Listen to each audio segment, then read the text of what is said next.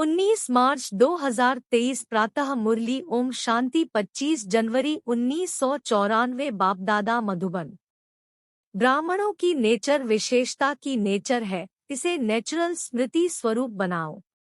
आज बाप दादा अपने सर्व विश्व की विशेष आत्माओं को देख रहे हैं। ड्रामानुसार आप आत्माओं का कितना विशेष पाठ नूधा हुआ है। आज बाप दादा हर एक बच्चे की विशेषताओं को देख हर्षित हो रहे हैं। हर एक बच्चे को देख वह बच्चे यह स्नेह का गीत दिल में बज रहा था। साथ साथ यह भी देख रहे थे कि बच्चों के दिल से ये वाह वाह का गीत सदा निकलता है। हर कर्म में, हर कदम में, हर संकल्प में ये श्रेष्ठ अनुभव होता है व कभी कभी होता है। साधारण जीवन से विशेष जीवन सदा स्वतः रहती है। वह स्मृति लाने से अनुभव होता है। जब जीवन है तो जीवन का अर्थ ही है सदा और स्वतः रहे। स्मृति में लाया तो अनुभव किया और स्मृति में नहीं लाया तो विशेषता के बजाय साधारण जीवन अनुभव हो। यह आप विशेष आत्माओं की विशेषता नहीं है। ब्राह्मण जन्म ही विशेष जन्म है। जिसका जन्म ही विशेष है उसका जीवन क्या होगा, विशेष होगा या साधारण?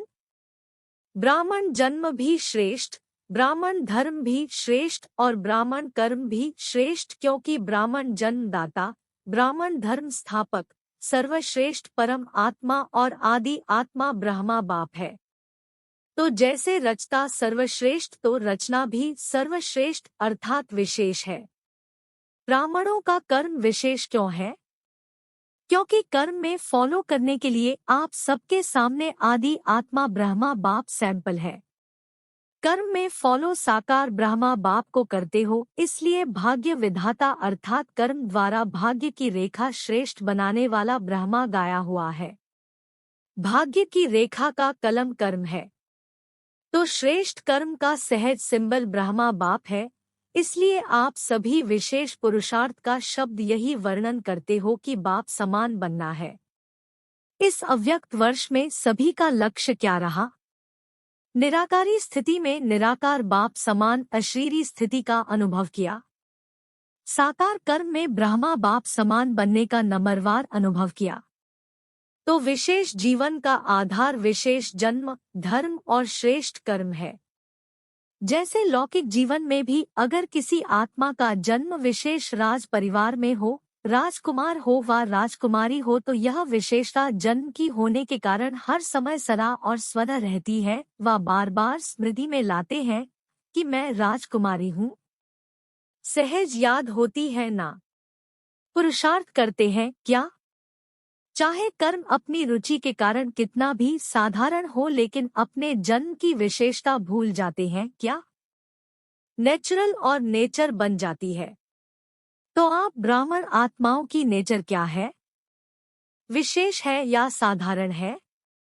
अभी भी कोई कोई बच्चे जब कोई साधारण कर्म कर लेते हैं तो बाप दादा के आगे अपने को निर्दोष सिद्ध करने के लिए क्या कहते हैं?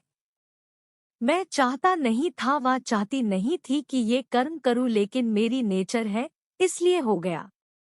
वैसे ये कहना व सोचना यथार्थ है। मैं कौन? ब्राह्मण जीवन वाले हैं ना? तो ब्राह्मण जीवन वाली आत्मा ये सोच सकती है कि ये मेरी नेचर है। यह कहना राइट है। तो उस समय क्यों बोलते हैं? उस समय ब्राह्मण नहीं बोलता, माया बोलती है। तो जैसे ये साधारण नेचर व मायावी नेचर नेचुरल काम कर लेती है ना, इसलिए कहते हैं चाहते नहीं थे लेकिन हो गया। तो ब्राह्मण नेचर अर्थात विशेषता की नेचर भी नेचुरल होनी चाहिए। नेचुरल चीज सदा रह सकती है। तो विशेष जीवन की स्मृति नेचर के रूप में नेचुरल होनी चाहिए व कभी भूलना, कभी याद होना। तो सदा स्मृति स्वरूप में रहो। स्मृति लाने वाले नहीं, स्मृति स्वरूप। इसलिए बाप दादा देख रहे थे अव्यक्त वर्ष समय प्रमाण समाप्त हुआ, लेकिन बाप दादा समान स्वयं को संपन्न बनाया। इस अव्यक्त वर्ष का विशेष लक्ष्य रखा कि अव्यक्त अर्थात फरिश्ता स्वरूप बनना और बनाना है। सभी ने यही लक्ष्य रखा था ना? फिर रिजल्ट क्या निकली? अपने आप को चेक किया। फरिशा भव का वरदान भी वरदाता से मिला तो वरदान और लक्ष्य दोनों की स्मृति से कहाँ तक सफलता अनुभव की है, ये सूक्ष्म चेकिंग स्वयं की। वह ये सोचा कि अव्यक्त वर्ष पूरा हुआ, यथाशक्ति जितना भी अनुभव किया उतना ही ड्रामानुसार ठीक रहा। वर्ष परिवर्तन के साथ साथ स्व परिवर्तन की गति क्या रही, इस विधि से चेक किया। जैसे वर्ष समाप्त हुआ वैसे स्वयं लक्ष्य और लक्षण में संपन्न अने व ये सोचते हो कि इस वर्ष में और बन जाएंगे। समय और स्वयं की गति समान रही। वैसे तो समय से भी स्वयं की गति तीव्र होनी है, क्योंकि समाप्ति के समय को लाने वाली आप विशेष आत्माएं निमित्त हो। तीव्र गति से वर्ष तो संपन्न हो गया, मालूम हुआ वर्ष कैसे पूरा हो गया। तो चेक करो मुझ विशेष आत्मा की परिवर्तन की गति तीव्र रही व कभी तीव्र कभी मध्यम रही। फरिश्ता अर्थात जिसका पुराने संस्कार और संसार से रिश्ता नहीं। तो चेक करो पुराने संसार की कोई भी आकर्षण, चाहे संबंध रूप में, चाहे अपने देह की तरफ आकर्षण व किसी देहधारी व्यक्ति के तरफ आकर्षण, कोई वस्तु की तरफ आकर्षण कितने % में रही। ऐसे ही पुराने संस्कार की आकर्षण, चाहे संकल्प रूप में, वृत्ति के रूप में, वाणी के रूप में, संबंध संपर्क अर्थात कर्म के रूप में कितनी % रही। फरिश्ता अर्थात डबल लाइट, तो निजी लाइट स्वरूप स्मृति स्वरूप में कहाँ तक रहा। साथ साथ लाइट अर्थात हल्कापन, स्व के परिवर्तन के पुरुषार्थ में कहाँ तक लाइट अर्थात हल्के रहे। मन अर्थात संकल्प शक्ति में व्यर्थ को समर्थ में परिवर्तन करने में अर्थात व्यर्थ के बोझ को हल्का करने में कहाँ तक सफल रहे। इसी प्रकार व्यर्थ समय, व्यर्थ संग, व्यर्थ वातावरण, इस सब में कहाँ तक परिवर्तन करने में हल्के रहे। ब्राह्मण परिवार के संबंध में, सेवा के संबंध में कहाँ तक हल्के रहे। इसको कहा जाता है फरिश्तापन के तीव्र गति की स्थिति। इस विधि से चेक करो और भविष्य के लिए चेंज अर्थात परिवर्तन करो। अपने ब्राह्मण जन्म की विशेषता को नेचुरल नेचर बनाना, इसको ही सहज पुरुषार्थ कहा जाता है। सिर्फ एक विशेष आत्मा हूँ, इस स्मृति स्वरूप में स्थित हो जाओ तो बाप समान बनना अति सहज अनुभव करेंगे, क्योंकि स्मृति स्वरूप सो समर्थी स्वरूप बन जाते हैं। वर्ष तो पूरा हुआ, बाप दादा रिजल्ट तो देखेंगे ना। तो रिजल्ट में यथाशक्ति मेजॉरिटी है और सदा शक्तिशाली यथाशक्ति के मेजॉरिटी में माइनॉरिटी है। स्मृति दिवस भी बहुत स्नेह से मनाया। अब विशेष जैसे स्नेह से मनाया, वैसे स्नेह का सबूत बाप समान स्मृति स्वरूप बनना ही है। सुना रिजल्ट, आगे क्या करना है। यथाशक्ति या सदा शक्ति स्वरूप तो देखेंगे इस वर्ष में मेजॉरिटी सदा शक्तिशाली का सबूत कहाँ तक देते हैं। टीचर्स क्या समझती हो, किस लाइन में आएंगी। सदा शक्तिशाली, सबका टीवी में फोटो निकल रहा है। क्या भी हो जाए, कैसी भी परिस्थिति बन जाए, लेकिन सदा शक्तिशाली। नाम नोट होते हैं ना, कौन कौन किस ग्रुप में आए। अभी टीचर्स का सम्मेलन होने वाला है ना, तब तक की रिजल्ट सभी टीचर्स की क्या होगी। जिसको करना होता है वो कब को नहीं सोचता है। दृढ़ संकल्प का अर्थ है अब, साधारण संकल्प का अर्थ है कब हो जाएगा। तो कब वाले हो या अब वाले हो। शक्ति सेना बहुत बड़ी सेना है, कब वाली हो या अब वाली हो। पांडव क्या समझते हो। देखो नाम सबके नोट है, अभी नाम नहीं सुनाते हैं, आखिर वो समय भी आ जाएगा जो नाम सुनाएंगे। समझा। सबसे ज्यादा संख्या किस जोन की आई है। देखेंगे पंजाब, इंदौर क्या कमाल दिखाते हैं। टीचर्स भी ज्यादा आती है, संख्या ज्यादा तो टीचर्स भी ज्यादा होती। पंजाब वाले नंबर 1 लेंगे या सेकंड। इंदौर भी नंबर 1 लेंगे। और कर्नाटक क्या करेंगे। कौन सा नाटक दिखाएंगे? कर्नाटक तो हीरो नाटक दिखाना, ऐसा वैसा नहीं दिखाना। और महाराष्ट्र तो महान ही बनेंगे ना। और यूपी को क्या कहते हैं? यूपी में नदियां हैं, अर्थात यूपी पतित को पावन करने वाली है। पावन बनने बनाने में नंबर 1, तो यूपी वाले भी नंबर 1 बनेंगे। इस समय तो कोई भी नंबर 2 नहीं कहेंगे। राजस्थान तो है ही लक्की, जो राजस्थान में ही चरित्र भूमि है। हेडक्वार्टर राजस्थान में है ना, तो जहां हेडक्वार्टर है वो क्या बनेगा? हेड बनेगा ना। सभी खुशी से कह रहे हैं नंबर 1, लेकिन वहां जाकर ऐसे नहीं कहना कि क्या करें। कर नहीं सकते, चाहते तो नहीं, लेकिन हो जाता है। ऐसी भाषा सोचना भी नहीं। अच्छा, डबल विदेशी भी सेवा में रेस अच्छी कर रहे हैं, और रेस में नंबर 1 आना है ना। देश वालों को हिम्मत दिलाने में विदेश अच्छा निमित्त बना है। इस हिम्मत दिलाने के कारण एक्स्ट्रा मदद भी मिलती है। समझा? इसी को स्मृति में रख सहज बढ़ते चलो और बढ़ाते चलो। अच्छा, चारों ओर की सर्व विशेष आत्माओं को, सदा साकार ब्रह्मा बाप के श्रेष्ठ कर्मों को फॉलो करने वाले कर्मयोगी आत्माओं को, सदा विशेषता को नेचुरल और नेचर बनाने वाली कोटों में कोई आत्माओं को, सदा दृढ़ संकल्प द्वारा विशेष जन्म धर्म और कर्म के स्मृति स्वरूप आत्माओं को बाप दादा का विशेषता संपन्न याद प्यार और नमस्ते।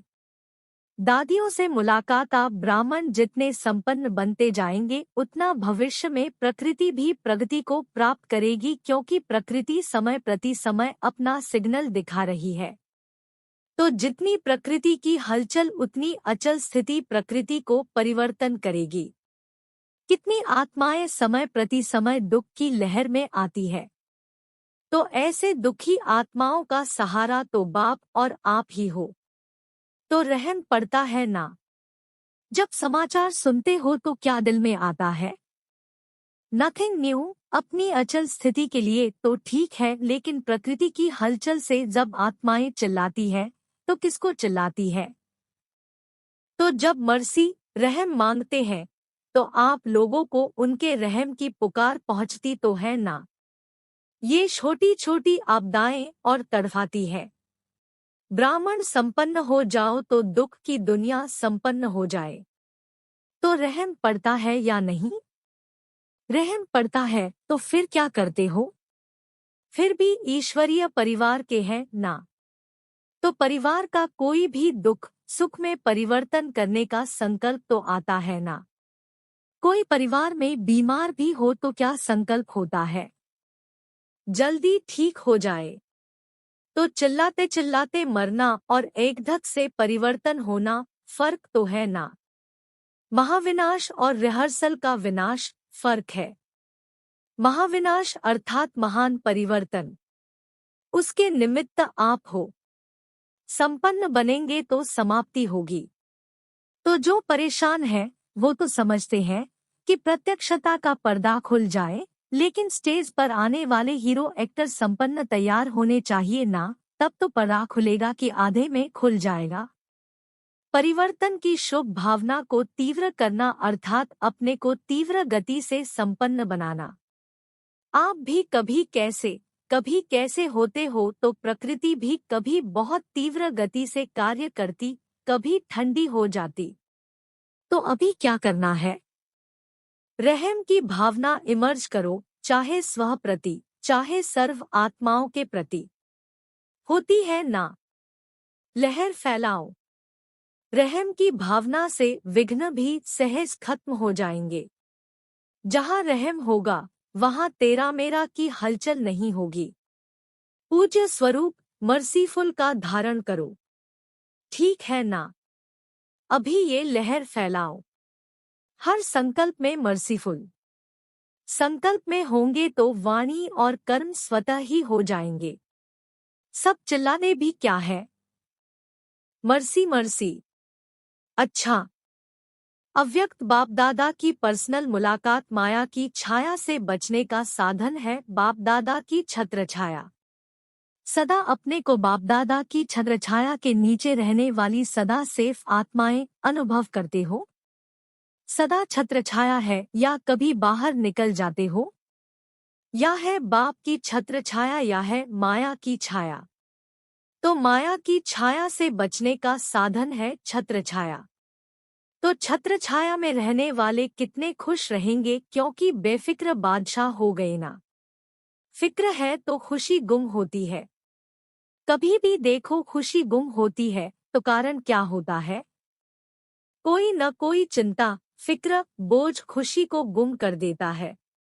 और खुशी गुम हुई, कमजोर हुए तो माया की छाया का प्रभाव पड़ ही जाता है। कमजोरी माया का आह्वान करती है। जैसे शारीरिक कमजोरी बीमारियों का आह्वान करती है, तो आत्मिक कमजोरी माया का आह्वान करती है। फिर उस छाया से निकलने में कितनी मेहनत करनी पड़ती है। अगर माया की छाया स्वप्न में भी पड़ गई तो स्वप्न भी परेशान करेगा। फिर ब्राह्मण से क्षत्रिय बन जाते हैं तो युद्ध करनी पड़ती है। क्षत्रिय जीवन मेहनत की है और ब्राह्मण जीवन खुशी की है। तो क्या पसंद है? कभी कभी युद्ध करनी पड़ती है। युद्ध करना अच्छा लगता है। छोटे से भी व्यर्थ संकल्प की छाया कितनी मेहनत कराती है। इसलिए सदा बाप के याद की छत्र छाया में रहो। याद ही छत्र छाया है। तो सदाकाल के लिए छत्र छाया में रहना आता है, कभी कभी के लिए नहीं, सदा। अविनाशी बाप है ना, तो वर्षा भी सदा का लेना है। सदा खुश रहने वाले। छत्र छाया अर्थात खुश रहना। बेफिक्र होंगे ना। सब फिक्र बाप को दे दिया कि एक दो संभाल कर रखा है। क्या करें कैसे करें, ये शब्द फिक्र के हैं। बेफिक्र के बोल सदा विजय के होते हैं। क्या कैसे के नहीं होते। तो सदा ये याद रखो कि हम सभी बाप की छत्र छाया में रहने वाले हैं, चक्कर लगाने वाले नहीं। संकल्प में भी चक्कर में आए तो चक्कर में आने वाले चकनाचूर हो जाएंगे। आप तो अमर हो ना। अमर हो गए ये स्मृति सदा ही स्वयं भी बेफिक्र और दूसरों को भी बेफिक्र बनाती रहेगी। सदा खुशी में ये गीत गाते रहेंगे, पाना था वो पा लिया। बच्चा बनना माना पाना। बच्चा बने अर्थात पा लिया। अच्छा वरदान। सर्व रूहानी खजानों से संपन्न बन सदा संतुष्ट रहने वाले ऑलराउंड सेवाधारी भव। ऑलराउंड सेवाधारी अर्थात मास्टर सुखदाता, मास्टर शांतिदाता, मास्टर ज्ञानदाता। दाता सदा संपन्न मूर्त होते हैं। जैसा स्वयं होंगे वैसा औरों को बनाएंगे। रूहानी सेवाधारी अर्थात एवर रेडी और ऑलराउंड। ऑलराउंडर वही बन सकते जो संपन्न है। संपन्न ही संतुष्ट होंगे और सबको संतुष्ट करेंगे। किसी भी प्रकार की अप्राप्ति असंतुष्टता पैदा करती है। संतुष्ट रहने और संतुष्ट करने की विधि है संपन्न और दाता बनना। स्लोगन।